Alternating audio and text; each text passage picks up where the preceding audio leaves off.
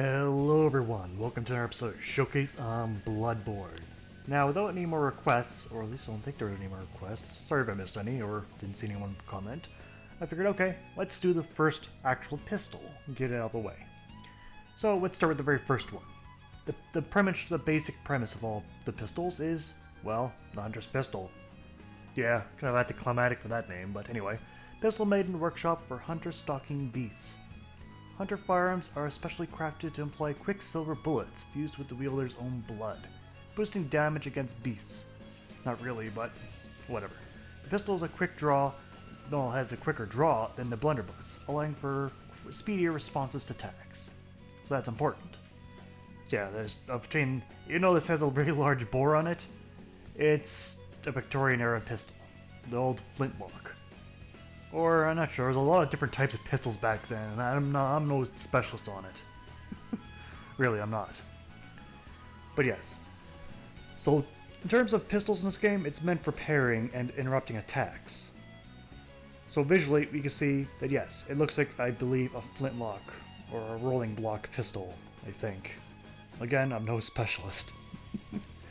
The muzzle bore is incredibly large. It's because they used black powder back then. And if you made it too small, it would destroy the gun, I think. And for the larger bore muzzle, these things were never meant to be accurate. I believe back then their effective range is 5 to 10 feet. Anything more and it more likely stray across its target. Unless it's a blunderbuss. Shotguns work the same as they did back then and as it is now. It hurts. Going on to the stats for the Hunter's pistol. Well, there's not much to say about its damage, its physical damage. It does blood attack. You see it does 70 base and then 24 for bonus damage. Going from that, we got the quicksilver bullet use, or special stats. You see it uses 1 bullet. Durability is of 100, so that's okay. It's not tremendously huge, but whatever. There's no other special stats mentioned. The achievement bonus, you got a D for bluntage. In the requirements, you need 7 strength, 9 skill, and 5 bluntage. Strange to give you so little bluntage requirement, yet do anything in scales. Strange, is it not? Alright, now I might as well show the page, but there's not really a whole lot of point to it. It's the specific stats, as he does 0 physical attack damage, 0 blunt, 0 thrust, only blood attack, which is still 70 and 24 base bonus damage. So yeah, no arcane, no fire, no bolt. You can't really add those attributes either onto pistols, or any firearm in general. Some have it built in naturally. Okay, when using the pistol, you can see that it is rather quick in firing. You can fire once, or you can spam the attacks rather quickly. But these things are not meant for firepower. They're meant to interrupt attacks. You can use it while after rolling, or even after backstepping. It's pretty useful in that regard. Alright. Now, also, it's meant to be used in timed weapons, so in terms of this weapon, it's incredibly quick after using attacks, in case you may miss a strike or something.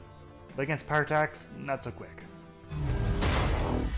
Alright, let's go on to the upgrade of the Hunter's pistol. Like everything else, it can be upgraded. Alright, we can go on to the first upgrade here. And as you probably noticed, there's only 1 blood gem you can put in this thing. Third upgrade, you can see the blood tinge scaling went to C. So yeah. And then you see on the fifth upgrade, gold blood tinge scaling goes to a B. And here we are at the final upgrade for this one. Now, even though I have only, well, it's level 7, I do have my personal level 8 one here. And you see the scaling does not change to an A or S. Maybe it does in the final stats, but it makes a little difference in the end for this pistol. It's not meant for damage. Never was. Alright, for the performance, well, you see that's how it's used. Again, but then again, against a typical villager, or I'm not sure, these guys aren't villagers, they're kind of city slickers. They're pretty easy to stagger and parry. That's the purpose of, well, bullets. You interrupt your opponent's attack at the right moment. Because you see, spamming the gun and firing at an opponent is the waste of ammo. A tremendous waste. But of course, you can see at point blank, I missed. So you gotta be the perfect distance. You can't be right on top of you. You gotta be a good foot or so away. But yeah, its pistols are very helpful in that regard, and this one definitely fills that cause. It's quick, it's right to the point. Although the main disadvantage is, it's only can fire at one opponent at a time. So you fire at the wrong time, you see, it fails, and you get hurt. But use it at the right time, it can be pretty good. But that is a dangerous thing to do. It's dangerous to rely on just parrying, unless you're truly a parrying god. My skill is somewhere in the intermediate area. I'm not awesome, but I can perform it. So you can see that just doing basic parries with the katana, which I've already covered, is plenty of damage. Against armor, well, it doesn't do any more significant more or less damage. It's about the same. Even though armor should have pretty much nullified the effects of armor in real life, because, you know, we don't see people in suits of armor anymore because it doesn't work against bullets. Oh well. Same could be said against the Battle Maiden and her suit of armor. Again, I can do very little damage. Her damage is halved actually compared to most other opponents, so she has a very high armor rating compared to most, as you can see here. But it's besides the point. We're not here to kill people with the pistol, we're here to parry them. And easier said than done, as you can see, as I'm trying to get in there at the right time and keep getting hit. Otherwise, it's a pretty good gun. That's why I used it for the majority of my playthrough, because it was the most simplest to use. There's other guns out there, but they can be more complicated and slower. Alright, against the Shadow of Yharnam, I have to stand and look like me like I'm an idiot or something. You can see a very easy attack like that is easy to parry. But however, other moves are not. You can see he tries to use his flamethrower move, and even though he's able to use it, I still get the timing all wrong. Doesn't matter what point, so I'm kind of almost rely more on physical attacks than magical ones. But oh well, still does an adequate amount of damage. You see there, parry, battle's done. Alright, let's move on to the score now, since I think we're done here. Let's move on to the pros and cons of the Hunter's Pistol. On the pros, it's an easy to acquire weapon.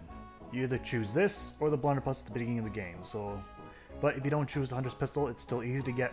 That badge is quite easy to acquire now. Also, it's a very quick, rapid pistol. Alright. On the cons, it only fires one bullet at a single target, and if these targets are incredibly nimble and fast, it can be difficult to hit them. Alright. And that, and doesn't quite work so well at pretty much no range point blank. As you see that many times my bullet will actually phase through the opponent as I reach out. And that's pretty much it for the pros and cons. Pretty basic stuff when you expect for a pistol. Going on to the score, and for, well, firearms, they are different from melee weapon scores, and they'll be out of 40. Damage gets a 7 out of 10. It's a fairly average base damage that all the pistols will have comparison to. Speed, though, gets a 9 out of 10. This is one of the fastest pistols in the game and fulfills that parry option rather well. Bonus, a 7 out of 10. A fairly acceptable average bonus. Not tremendously large, not tremendously small. Miscellaneous, I'm going to give a 5 out of 10. This weapon fulfills every other condition easily, but just lacks any special utility or uses, aside from just parrying. So in total, I give the Hunter's Pistol 28 out of 40. It's a great pistol, it's a great starting arm. There's a reason why I use it throughout the whole game. If you need someone just to parry opponents quickly, look no further. If you want someone that's specialized and hits multiple opponents, look elsewhere. Now, you're going to want to see the thing with the one blood gem attached, I guess. It's not going to change a whole lot of things, but here it is anyway. My Hunter's Pistol level 8, or level 7 I chose, with the blood gem attached. You can see that it almost meets the base damage now. And I got 45 blood damage, same as the rest of my stats. So yeah, it does more damage, but doesn't change the fact that this pistol is not designed to kill opponents. It's not what it's meant to. There are weapons in here. You can even see in my inventory there's some that are designed to kill opponents, but not the Hunter's Pistol. It's designed to fire one bullet and kill an opponent, or not kill, but stagger an opponent. You can see it still takes, well, 6 shots to kill that base City Slicker. The very first enemies you encounter. 6 shots still. And for some reason here, my bullets wouldn't connect. Maybe the inaccuracy about the guns back then were actually true. But that's besides the point. It's just not a viable way to kill opponents. It does more damage, sure. More power to you. It's just not a way to kill enemies alone. And the time it took me to kill those opponents, the other guys already got bored and wandered off. So there, with only reviewing one weapon, this video was significantly shorter, wasn't it? For me, and for many actually, the Hunter's pistols are first and last sidearm, because it does the function that it's supposed to do incredibly well. When you're good at parrying, this might be the #1 choice for you. If for other people who want something more interesting, or maybe cause more damage, there are other options. But for me, this pistol did the job just right. And that's been Showcase for today. Thank you all for watching, hope to see you guys next time. Take care out there.